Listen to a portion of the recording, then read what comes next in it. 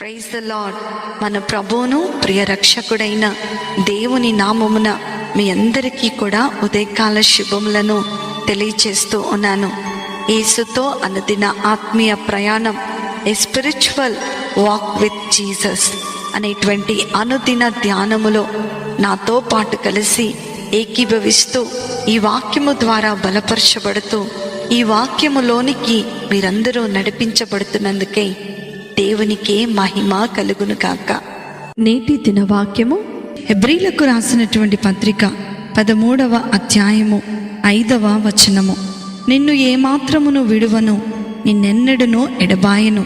హల్లెలూయా.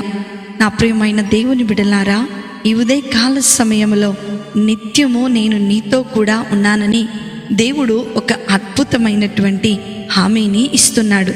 అనేక సార్లు వేదనను అనుభవిస్తున్న సమయంలో ఈ వాగ్దానము మన జీవితంలో ఎంతగానో ఊరటను కలిగిస్తూ ఉంటుంది.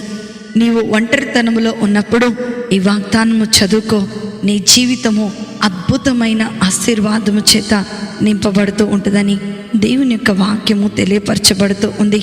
నా ప్రియమైన దేవుని బిడలారా, మన ప్రభు యొక్క ప్రేమ ఉన్నతమైనది. అనేక సమయాలలో మనం ఎదుర్కొంటున్నటువంటి పరిస్థితులను చూచి, మనం ఎదుర్కొంటున్నటువంటి పోరాటములను చూచి, మనలను వెంబడిస్తున్నటువంటి చీకటి అంధకార సంబంధమైన క్రియలను చూసి మనము భయపడిపోతూ ఉంటాం.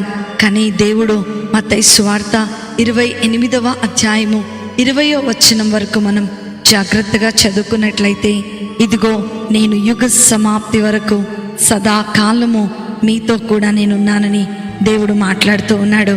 ఇదే కాల సమయంలో కృంగిపోతున్నావా, అలసిపోయాను అనుకుంటున్నావా?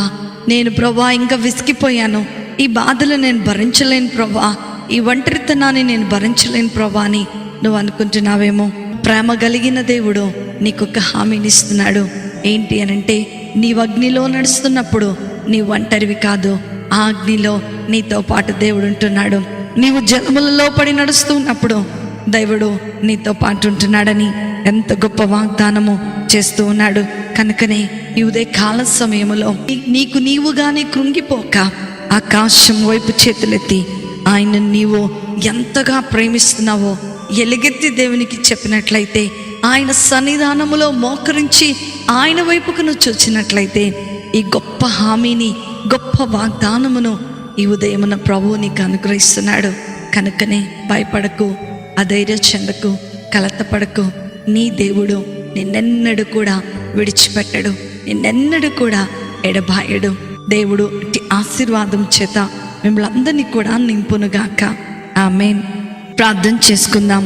ప్రేమ నమ్మకము కలిగిన మా ప్రియ పరలోకపు తండ్రి, నీకున్నతమైన శ్రేష్టమైన ఘనమైన నామమును బట్టి మీకు వందనాలు. కష్ట సమయములో మేము ప్రభా తండ్రి ఒంటరిగా ఉన్నప్పుడు మాకు నిత్యంగా మీ మాటలు ఎంతగానో ఓదార్పునిస్తున్నందుకే మీకు వందనాలు. మీ మాటలు మాకు తృప్తిని అనుగ్రహిస్తున్నందుకే మీకు వందనాలు తండ్రి. అయ్యా ఉన్నతమైనటువంటి శక్తి చేత మమ్మల్ని మీరు నింపండి. నీ బిడ్డలమైన మేము అయా కష్టాలలోనికి వెళ్ళినా సరే నీవు మమ్మలను బయటకు తీసుకొని వస్తున్నావన్న నిరీక్షణలో విశ్వాసము కలిగిన జీవితాన్ని మీరు మాకు అనుగ్రహించండి.